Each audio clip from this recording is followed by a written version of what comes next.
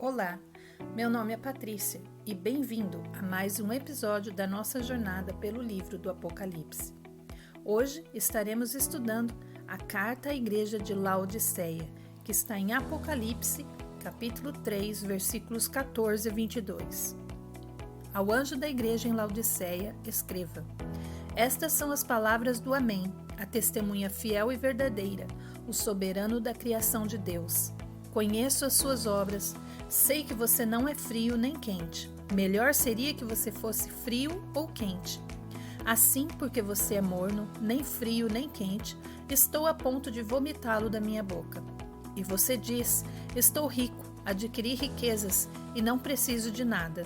Não reconhece, porém, que é miserável, digno de compaixão, pobre, cego e que está nu.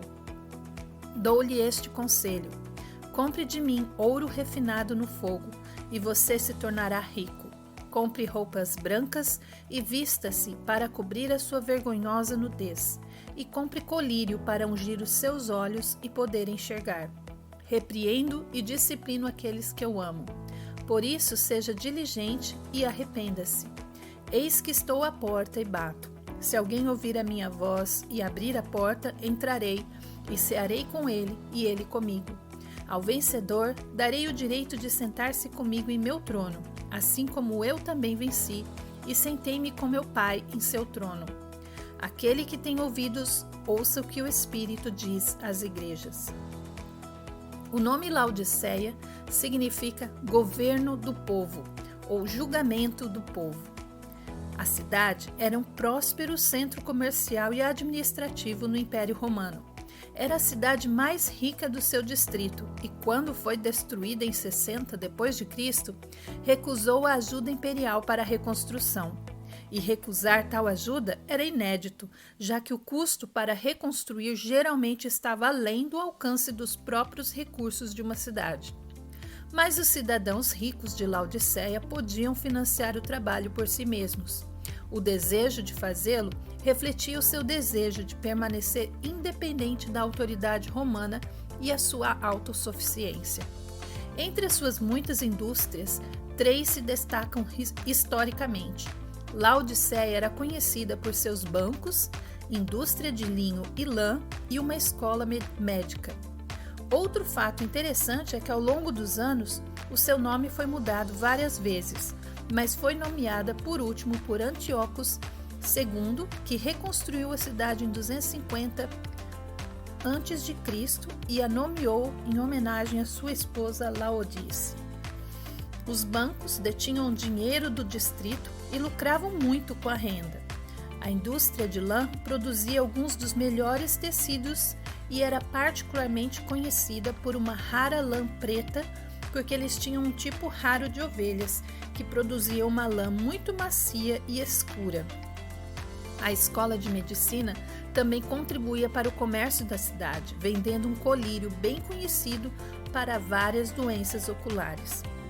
A igreja nesta cidade foi fundada por um dos amigos e parceiros de Paulo, Epáfras, que também ministrou na cidade de Colossenses. Em Colossenses capítulo 2, versículo 1, nós lemos: Quero que vocês saibam o quanto estou lutando por vocês, pelos que estão em Laodiceia e por todos os que ainda não me conhecem pessoalmente. Olhando para a carta, a descrição de Cristo toma a frase testemunha fiel e verdadeira do primeiro capítulo de João. Jesus também se descreve como o princípio da criação, que é uma referência ao Alfa e Ômega no capítulo 1. E por que essa referência? Um testemunho da verdade de Jesus e da criação são ambos essenciais para entender esta igreja, o que vamos analisar mais adiante sobre essas duas afirmações. Os comentários de Jesus para a igreja começam para as suas obras. Ele diz que conhece as suas obras, que não são nem quentes nem frias. Nas cartas anteriores, Jesus estava preocupado com o número ou a qualidade das obras, por causa de como essas obras o refletiam. Mas notemos que desta vez as preocupações de Jesus são sobre como as obras refletem sobre as pessoas em si mesmo. Jesus diz no versículo 15 que vocês não são nem quentes nem frios, embora ele desejasse que fossem ou quentes ou frios.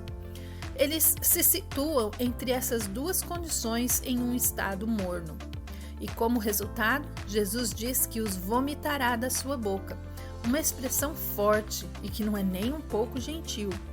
A escolha de palavras de Jesus nos deixa um pouco confusos. O que significa ser quente e frio neste contexto? E para dificultar, Jesus diz que prefere quente ou frio à sua atual condição de morno. Não vemos uma resposta no versículo imediato, então continuamos para obter mais contexto. No versículo 17, obtemos o contexto de que precisamos para entender a preocupação de Jesus. Ele os admoesta por se verem como ricos e não precisarem de nada, o que era uma visão falsa da sua real situação. Na realidade, a igreja em Laodiceia era miserável, pobre, cega e nua. Imediatamente percebemos que devemos tomar as palavras de Jesus como uma hipérbole ou uma metáfora, não literal. Sabemos que a igreja em Laodiceia era realmente bastante próspera e não pobre, que os crentes que viviam ali não eram universalmente cegos e que não estavam andando nus o tempo todo. A igreja pensava que estava vestida, enquanto na verdade estava nua. Então entendemos que Jesus não estava falando sobre a condição física da igreja. Ele estava falando da sua condição espiritual. O que esses termos significam quando usados para se referir a condições espirituais? Um rápido estudo de outras passagens da Bíblia nos ajuda a chegar a algumas conclusões. A nudez espiritual nas Escrituras significa a falta da cobertura expiatória ou perdoadora de Cristo. E de maneira semelhante, ser pobre ou miserável ou cego, todos representam a condição de uma pessoa antes da fé em Cristo. A cegueira retrata a incapacidade da pessoa de ver ou entender e aceitar a verdade espiritual. Miserabilidade refere-se ao estado espiritual impuro de uma pessoa que não crê por causa dos pecados. E a pobreza espiritual refere-se à falha em compartilhar nas riquezas de Cristo no reino. A igreja, então, é admoestada por Jesus por um estado de incredulidade, mas eles dizem terem tudo o que precisam.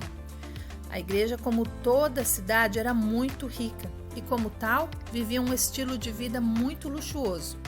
Estava particularmente fora do comum em comparação com as outras igrejas da época. A sua riqueza o cegou para o grande erro que nós, humanos, cometemos muitas vezes, pensando que por ter dinheiro significa ter a bênção de Deus. Al Capone era rico. Os fariseus e saduceus da época de Jesus também eram ricos, e é isto que o cegou para a sua pobreza espiritual. O verdadeiro cristão é aquele que é habitado pelo Espírito Santo, de acordo com Romanos 8. Mas o Espírito é invisível, não podemos ver quem tem o Espírito e quem não tem. E sinais externos, às vezes, são complicados. É fácil para alguém imitar o que vê os cristãos fazendo e nos enganar, fazendo-nos pensar que também acreditam em Deus. E Jesus escreve para que esta igreja, falando sobre incredulidade, porque aparentemente havia muitos incrédulos congregando dentro dela. Tal que a principal preocupação de Jesus com o corpo como um todo era esse aumento da incredulidade. A presença de incredulidade não reconhecida no corpo é o problema mais perigoso que qualquer igreja pode ter. Os cristãos naturalmente estão atentos à influência de satanistas ou outros que declaram em alto e bom som que não são cristãos. E naturalmente baixamos a guarda quando alguém diz que é cristão como nós.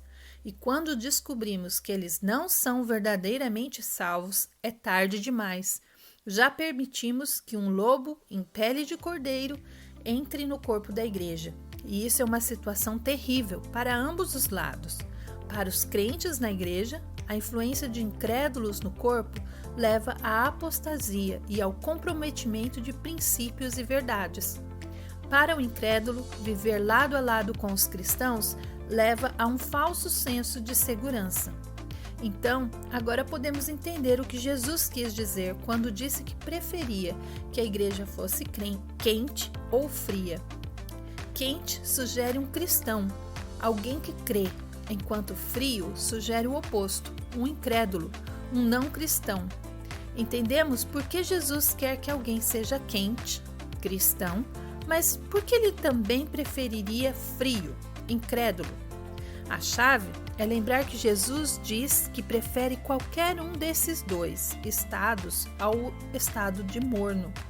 Em outras palavras, é melhor ser frio, um incrédulo assumido, do que ser morno, pensando que é um cristão quando na verdade não é. Pelo menos se alguém é um incrédulo assumido, ele ainda pode ser convertido um dia, mas o frequentador da igreja morno nem sequer percebe o que não tem. E aí então perguntamos, como uma igreja pode ser incrédula? E a resposta vem de uma compreensão mais ampla da igreja como um todo.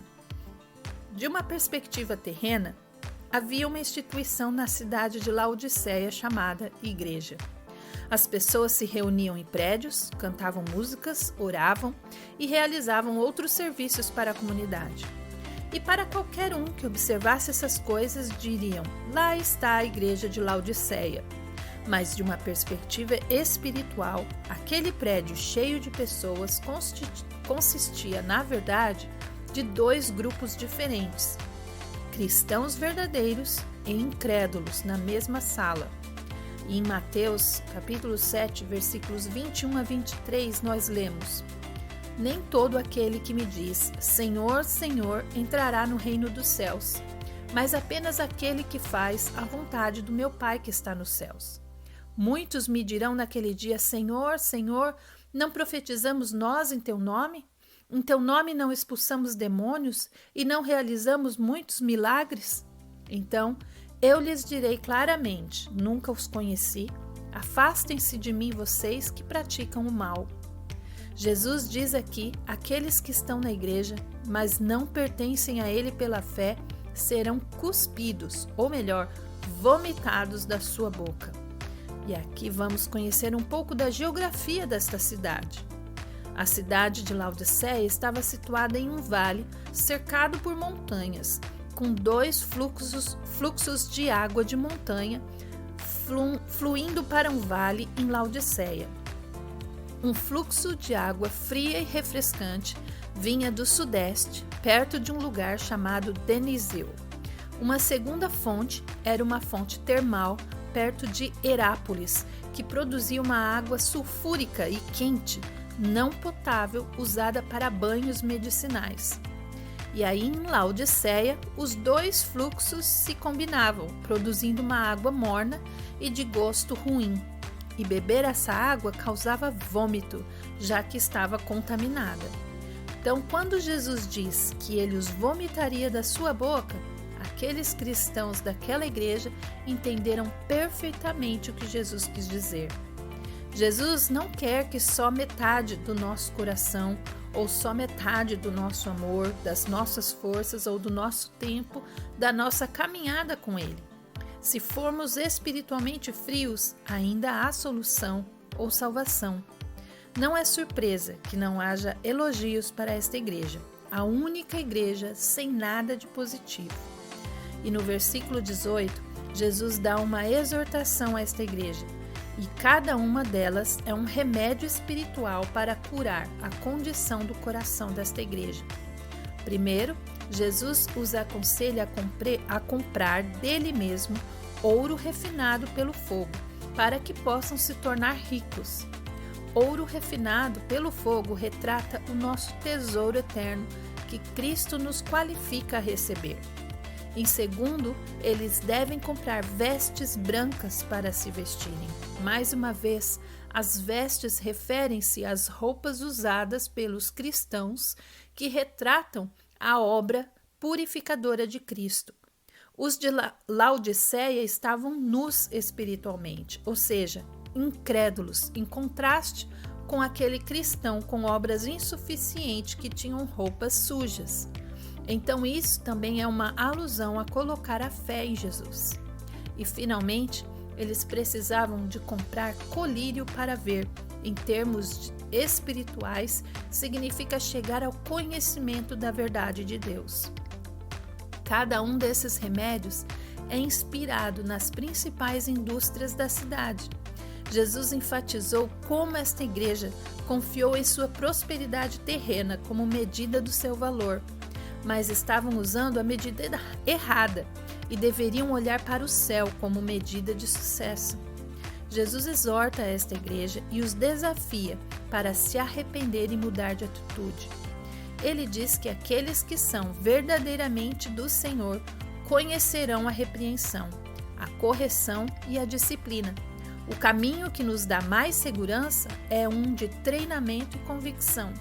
Em Hebreus capítulo 12, versículos de 6 a 11, nós lemos: Pois o Senhor disciplina a quem ama e castiga todo aquele a quem aceita como filho.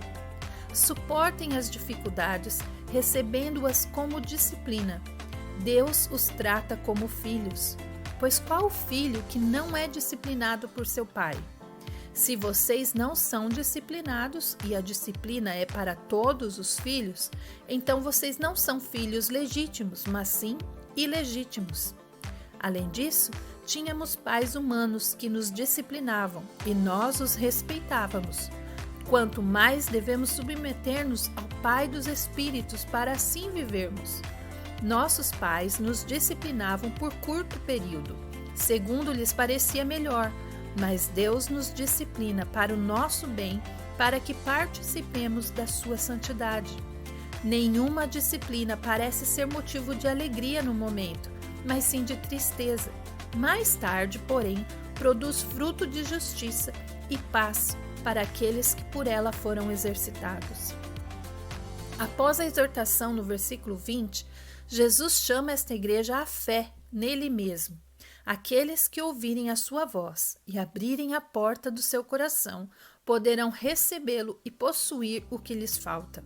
E para aqueles que assim o fizerem, a salvação os aguarda, simbolizada pelo ato de jantar à mesa com Jesus no reino. Finalmente, para aqueles que tinham fé, os vencedores, Jesus diz que estenderá o grande privilégio de governar com ele no reino. Assim mesmo, nesta igreja, com incredulidade, a verdadeira fé ainda existia e persistia. Não importa o quão perdida esta igreja se tornasse, o verdadeiro cristão em Jesus estaria sempre sob os cuidados dele. É óbvio que a sétima igreja será o último período na era da igreja, os tempos que são. E então esta é a era em que vivemos, que chamamos de igreja apóstata. Apostasia significa se afastar, abandonar algo ou a fé que era anteriormente aceita. O sentido aqui não é com respeito a um certo indivíduo que chega à verdadeira fé e depois a abandona. A Bíblia é clara que uma pessoa que nasce de novo é para sempre uma nova criatura em Cristo, e o renascimento espiritual não pode ser revertido. Estamos falando da igreja como um todo, mudando de predominantemente cristão, crente em Jesus, para predominantemente incrédula. A igreja anterior era Filadélfia, uma igreja fiel e cristã. Mas agora esta igreja se afastou do Senhor e de sua palavra e não é mais uma igreja cristã. Como instituição, é apóstata por ter deixado os princípios da verdade. E Paulo ensinou que esse afastamento ou apostasia dentro da igreja marcaria os últimos dias da era, como está escrito em 1 Timóteo, capítulo 4, versículos de 1 a 3. O Espírito diz claramente que nos últimos tempos, alguns abandonarão a fé e seguirão espíritos enganadores e doutrinas de demônios. Tais ensinamentos vêm de homens hipócritas e mentirosos, que têm a consciência cauterizada e proíbem o casamento e o consumo de alimentos que Deus criou para serem recebidos com ação de graças pelos que creem e conhecem a verdade. Esta apostasia ocorre por causa de doutrinas de demônios, que são falsos ensinamentos divulgados por espíritos enganadores que habitam em mentirosos com a consciência cauterizada. São falsos mestres que estão sendo influenciados por demônios para ensinar falsas doutrinas e desviar a igreja do caminho. E esta é exatamente a preocupação de Jesus com uma igreja morna, incrédulos se disfarçando como cristãos para introduzir falsos ensinamentos. Um outro sinal do fim dos tempos, além da apostasia, é a tendência de defender a abstinência de certos alimentos. A questão-chave aqui é a riqueza da igreja nos últimos dias. Como Laodiceia, a igreja apóstata tem tanta riqueza que as pessoas podem se dar ao luxo de escolher o que comer de forma exigente. E nessa exigência, o inimigo aproveita e começa a atribuir significado espiritual à comida, tornando-a um falso Deus. O luxo de ser exigente na seleção de alimentos é um fenômeno moderno das culturas ricas. Nunca na história tal exigência foi possível para a igreja como um todo, mas é a realidade dos nossos dias. Sejamos sábios ao ler sobre este assunto. Sabemos que muitos dos alimentos que comemos são processados, modificados, e isso tem causado muitas alergias alimentares. Não é esta a questão aqui abordada, mas o ponto de fazer desse assunto um ídolo e toda a nossa vida girar em torno disto. Portanto, esse detalhe é significativo por apontar para os nossos dias e nenhum outro tempo na história. Paulo também nos dá mais detalhes sobre a igreja apóstata em 2 Timóteo capítulo 3, versículos de 1 a 5. Saiba disto, nos últimos dias sobrevirão tempos terríveis. Os homens serão egoístas, avarentos, presunçosos, arrogantes, blasfemos, desobedientes aos pais, ingratos, ímpios, sem amor pela família, irreconciliáveis, caluniadores, sem domínio próprio, cruéis, inimigos do bem, traidores, precipitados, soberbos, mais amantes dos prazeres do que amigos de Deus, tendo aparência de piedade, mas negando o seu poder. Afaste-se também destes. Essas características existem no mundo em vários graus desde a época de Caim. Existe uma liberdade no mundo hoje que saiu do controle, mas como cristãos e parte da igreja, permitimos que a cultura nos fale o que pensar ou obedecemos à palavra de Deus. Pecado é um assunto desconfortável em nossos dias. Nossa cultura não acredita mais em pecado. E sem reconhecermos que falhamos, não precisamos ser punidos. E se não precisamos ser punidos, não há necessidade de sermos salvos, ou mesmo de um Salvador.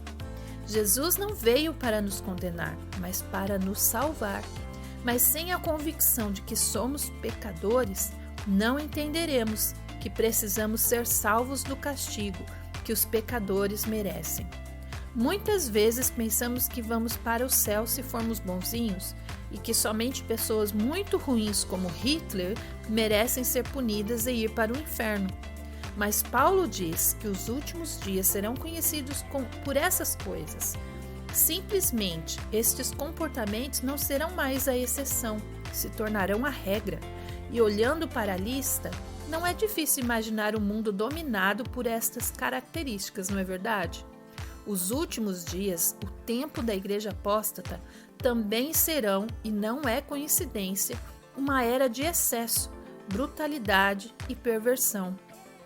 Em 2 Timóteo, capítulo 4, versículos de 1 a 4, diz: Na presença de Deus e de Cristo Jesus, que há de julgar os vivos e os mortos, por sua manifestação e por seu reino, eu o exorto solenemente. Pregue a palavra, esteja preparado a tempo e fora de tempo.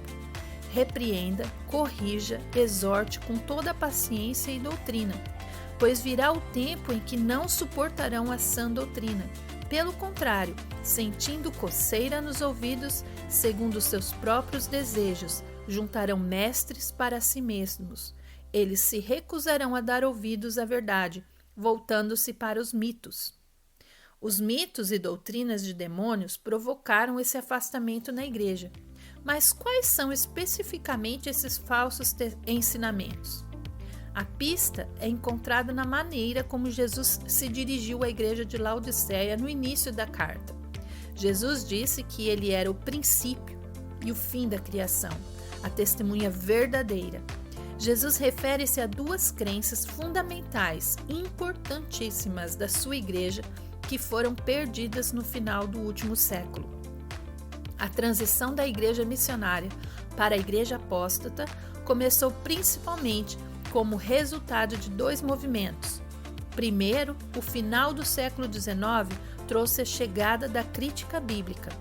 Esse movimento começou na Alemanha com o ensino de que as escrituras não eram inerrantes, ou seja, que elas continham erros.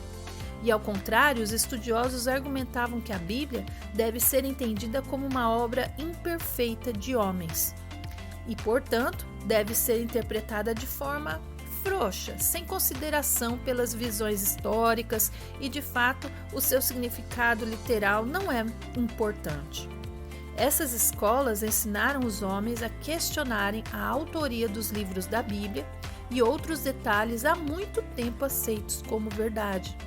Nos Estados Unidos e na Europa, muitos seminários começaram a interpretar as doutrinas bíblicas à luz das leis naturais, da razão humana e da descoberta científica. Esses novos pensamentos causaram divisões e desacordos na igreja. E nesse ponto, compromissos foram feitos com a doutrina porque a unidade era considerada mais importante do que lutar pela verdade. E rapidamente, os púlpitos foram preenchidos com pastores treinados nestes seminários progressistas, levando ao desaparecimento do ensino bíblico ortodoxo e tradicional. As tendências continuam até hoje e só pioraram nas últimas décadas. Agora, princípios humanísticos, de autoajuda e psicologia popular é o que é pregado no lugar da palavra de Deus em muitas igrejas. Jesus refere-se a essa tendência ao se declarar a Laodiceia como a testemunha fiel e verdadeira. Ele é a verdade e a testemunha do Pai. O surgimento da teoria da evolução no século XX enfraqueceu a confiança e a dependência nas verdades das Escrituras em muitas denominações e congregações. E como Pedro escreveu em 2 Pedro 3, as pessoas começaram a rejeitar o relato bíblico da criação. Uma crença mundial num conto de fadas chamado Teoria da Evolução, que contradizia diretamente as Escrituras, deu combustível para a dúvida na Bíblia. Era muito mais fácil afirmar que a Bíblia não deveria ser interpretada literalmente do que lutar contra a crença mundial de Darwin. E quando a Bíblia não pode ser confiável sobre como diz que as coisas começaram, então ela também não seria confiável sobre como diz que terminarão as coisas. E sem um começo, nem um fim para se preocupar, a vida se torna apenas sobre o aqui e agora, e Deus e a sua palavra se tornaram um pensamento secundário. Então, vemos que aqui que a igreja abandonou a verdadeira testemunha da palavra de Deus, o Alfa e o Ômega, o princípio e o fim da criação. Ela abandonou o próprio Jesus. E ao deixar Jesus, a igreja dos últimos dias torna-se uma instituição humana apóstata, desprovida da verdadeira fé nos seus fundamentos. Assim como vimos, o nome Laodiceia significa governo do povo, que também pode ser uma referência ao nosso tempo de duas maneiras. Primeiro, é uma referência à democracia, a forma dominante de governo nos últimos dias, um claro marcador dos nossos tempos. Dos 195 países no mundo hoje, cerca de 167 são governos democráticos. E como já sabemos, a palavra democracia significa governo do povo ou poder do povo. Em segundo lugar, refere-se aos corações das pessoas governando-se a si mesmas em vez de serem governadas por Cristo, outro claro marcador. A Igreja Apóstata vai do início do século XX e ainda está em andamento. Mas por quanto tempo mais? Vamos agora também rever as cartas enviadas às 7 igrejas com uma aplicação mais prática para as igrejas e também para as nossas vidas. A igreja em Éfeso, eles negligenciaram prioridades. Eram muito devotos e dedicados, mas a questão é que a vida cristã não é só doutrina. Foram muito sérios em refutar as falsas doutrinas, mas não tinham tempo para o próprio Jesus, perdendo assim o primeiro amor. Para nossas vidas, podemos então aprender que precisamos rever nossas prioridades e amar a Cristo acima de todas as coisas em nossas vidas. A igreja em Esmirna estava sob muita pressão e sendo perseguida. Resistiu com paciência e perseguição e a oposição satânica. E como esta igreja, aprendemos que precisamos resistir à oposição com paciência. A igreja em Pérgamo casou-se com o mundo, com o Estado, comprometeu-se espiritualmente. E como Pérgamo, nós aprendemos que precisamos evitar nos comprometer espiritualmente. Igreja em Tiatira, o paganismo, religiões que não tinham Jesus como centro, infiltrou-se na igreja de tal maneira que ficaram totalmente comprometidos. Para nós, aprendemos que precisamos rejeitar as práticas pagãs, tudo que não tem Cristo como centro. Igreja em Sardes, uma igreja que estava morta. O desafio para nós é estarmos atentos e zelosos aos ensinos das Escrituras. A igreja em Filadélfia é a igreja missionária e como embaixadores de Cristo comprometidos em representar o Rei fielmente. A igreja em Laodiceia, a mensagem de se arrepender e se comprometer e não se perder a uma falsa segurança nos nomes de denominações. Para nossas vidas, precisamos aprender a evitar o materialismo e não apostatar, não abandonar a fé que um dia abraçamos com tanta alegria. Para todas as igrejas, Cristo deixou uma mensagem clara. Ao vencedor, em cada uma daquelas igrejas, ele sempre daria uma recompensa.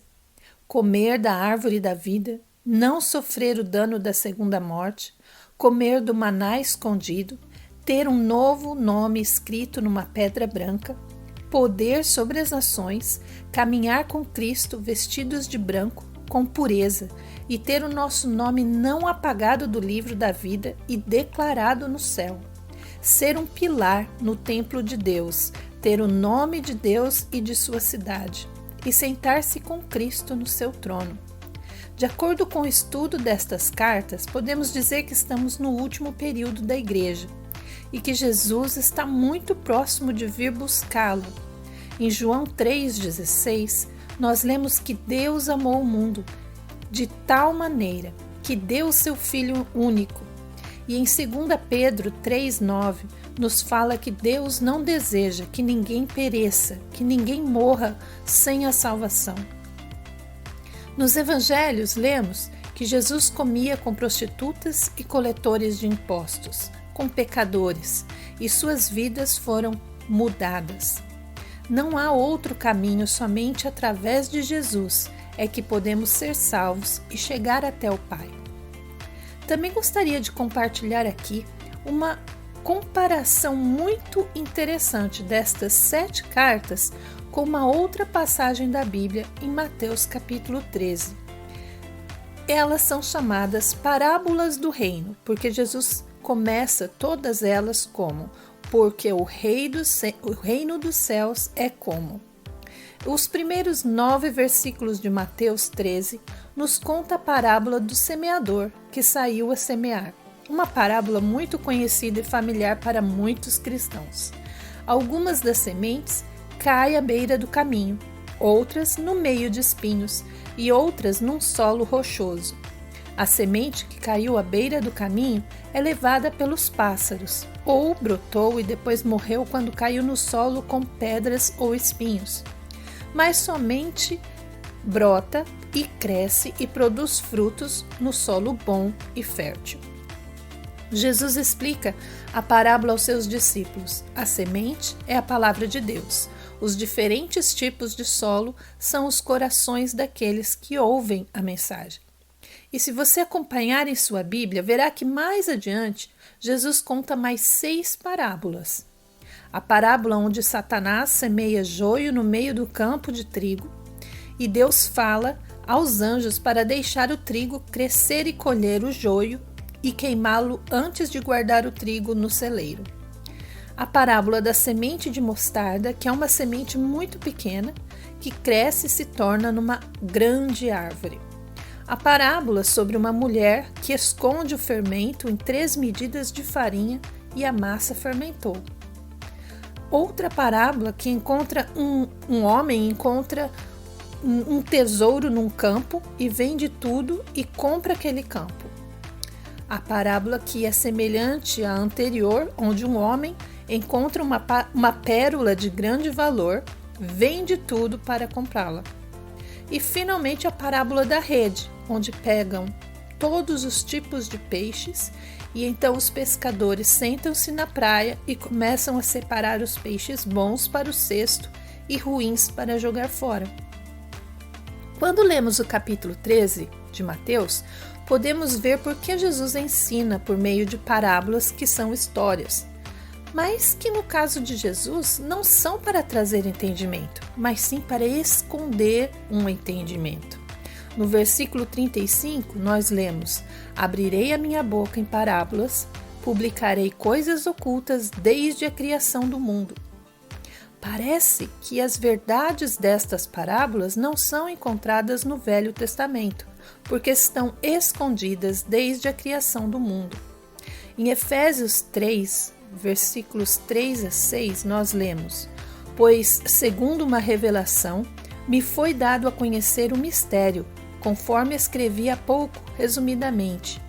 Ao lerem o que escrevi, poderão entender a minha compreensão do mistério de Cristo, o qual em outras gerações não foi dado a conhecer aos filhos dos homens, como agora foi revelado aos seus santos apóstolos e profetas pelo Espírito. O mistério é que os gentios são co-herdeiros, membros do mesmo corpo e coparticipantes da promessa em Cristo Jesus, por meio do Evangelho. Aqui Paulo explica que a salvação dos não-judeus, os gentios, da igreja, era um mistério não compreendido em outras gerações. E olha que comparação interessante. A parábola do semeador e dos 4 solos podemos comparar ou associar com a carta enviada à igreja de Éfeso. O semeador e os 4 tipos de solo que nos mostram como os cristãos de Éfeso tornaram-se distraídos e perderam seu primeiro amor, mas que também a semente caiu em bom solo. Depois, na segunda parábola do joio e do trigo, e a carta enviada à igreja de Esmina. A igreja de Esmina teve que lidar com a blasfêmia daqueles que se diziam judeus, mas não eram, que eram como o joio na parábola. O joio era uma semente venenosa em Israel que tinha a mesma aparência de trigo enquanto estava crescendo, mas somente quando está maduro é que se torna preto e então pode ser separado do trigo e ser queimado. A terceira parábola do grão de mostarda podemos associar com a carta enviada à igreja de Pérgamo. Grãos de mostarda crescem e se tornam plantas de apenas 90 centímetros até 120 centímetros. Você já viu algum passarinho descansar numa árvore baixa? Certamente que não. Mas este pé de mostarda, os pássaros podem descansar. E esta planta cresce de tal maneira que os pássaros até fazem seus ninhos nos seus galhos. Muito estranho esta árvore, não é mesmo? Na primeira parábola do semeador, quem são os pássaros? Os ministros de Satanás. Ups! E se compararmos esta parábola com a igreja de Pérgamo, vamos ver que os cristãos sobreviveram os cristãos sobreviveram onde Satanás tinha o seu trono e que a igreja até tinha algumas coisas boas, mas também tinha aqueles que se contaminaram com a fornicação, com a imoralidade sexual e a comida sacrificada a ídolos. O propósito era se tornar uma erva amarela, mas que Roma se apoderou e cresceu e se tornou uma monstruosidade que permitia que os perversos, pagãos, construíssem seus ninhos nos seus galhos. Na quarta parábola da mulher e do fermento, podemos associar com a carta enviada à igreja de Tiatira. Vamos pensar na parábola da mulher e do fermento. Jesus não nos explica esta parábola como ele fez com a do joio e do trigo. Precisamos entender que Jesus era um rabino judeu, falando com discípulos judeus. O que o fermento representava então para os judeus? O fermento nas Escrituras está sempre relacionado a pecado, porque o pecado nos corrompe, nos fazendo orgulhosos, inchados de nós mesmos. Na Páscoa, os judeus gastavam tempo removendo de suas casas todo o fermento. Em Mateus 16:6, Jesus disse aos discípulos: fiquem atentos e tenham cuidado com o fermento dos fariseus e dos saduceus. 3 medidas de farinha era a oferta pacífica, tanto para judeus como para árabes. Esta oferta encontramos em Gênesis capítulo 18, versículo 6, quando o Senhor e 2 anjos visitaram Abraão. E então Abraão pede a Sara para rapidamente preparar 3 medidas de farinha para fazer bolos para os visitantes. Depois deste episódio, 3 medidas de farinha tornou-se símbolo de oferta pacífica. Então Jesus diz que aquela mulher pôs fermento em 3 medidas de farinha, o que não era aceito. Considere a quarta carta de Apocalipse à igreja de Tiatira. Quem estava desviando as pessoas? Uma mulher chamada Jezebel. E como ela estava desviando os crentes? Ensinando uma falsa doutrina. Consegue entender o paralelo? A quinta parábola, a parábola do tesouro no campo, podemos comparar com a carta enviada à igreja de Sardes. Nesta parábola, o homem que compra o campo é o próprio Jesus, que deu tudo o que tinha pela igreja de Sardes, que na parábola é simbolizada pelo tesouro. Jesus comprou o campo inteiro, não somente uma parte do terreno. Quando ele morreu na cruz, ele morreu pelo mundo inteiro, por todos os pecadores. Na sexta parábola, a parábola da pérola de grande valor, podemos comparar com a carta enviada à igreja de Filadélfia. Nesta parábola, o comprador também simboliza Jesus, mas encontramos um problema com a pérola. Pérolas são feitas em ostras, que não são kosher. Kosher é um tipo de comida que segue os requerimentos da lei judaica. Pérolas são preciosas para os gentios, não para judeus. A igreja é um organismo gentio, não judeu. Como uma pérola que começa com a implantação de um grão de areia dentro de uma ostra, que produz algo lindo e depois de removida de dentro do seu local de crescimento, torna-se um adorno lindo, uma joia de grande e alto valor. A igreja de Filadélfia também era uma igreja gentia, de não-judeus, que sobreviveu às tribulações e dificuldades e atritos, mas que se tornou uma peça linda de adorno. A parábola a última da grande rede podemos comparar com a carta enviada à igreja de Laodiceia. A igreja de Laodiceia é como uma rede que pega de tudo, mas no final o Senhor separará os cordeiros dos bodes. Sempre no final de cada uma das cartas do Apocalipse, Jesus encerra: quem tem ouvidos, ouça o que o Espírito diz às igrejas. E encontramos no capítulo 13 2 vezes esta expressão: aquele que tem ouvidos para ouvir, ouça. Gostaria aqui de motivar você a estudar mais a fundo as parábolas de Mateus 13 e fazer um paralelo com as cartas em Apocalipse 2:3. Faça o seu próprio estudo a sua própria tarefa. E mesmo que você não concorde com esta interpretação, não tem problema, porque o que vale é o estudo da palavra. E se estivermos certos desta conexão entre as duas passagens, você sabe o que é mais interessante? Ambas foram ditas pelo mesmo autor, Jesus, que contou as 7 parábolas do reino aos seus discípulos, e o mesmo Jesus ditou as 7 cartas para as igrejas em Apocalipse. Um grande abraço e até o próximo episódio.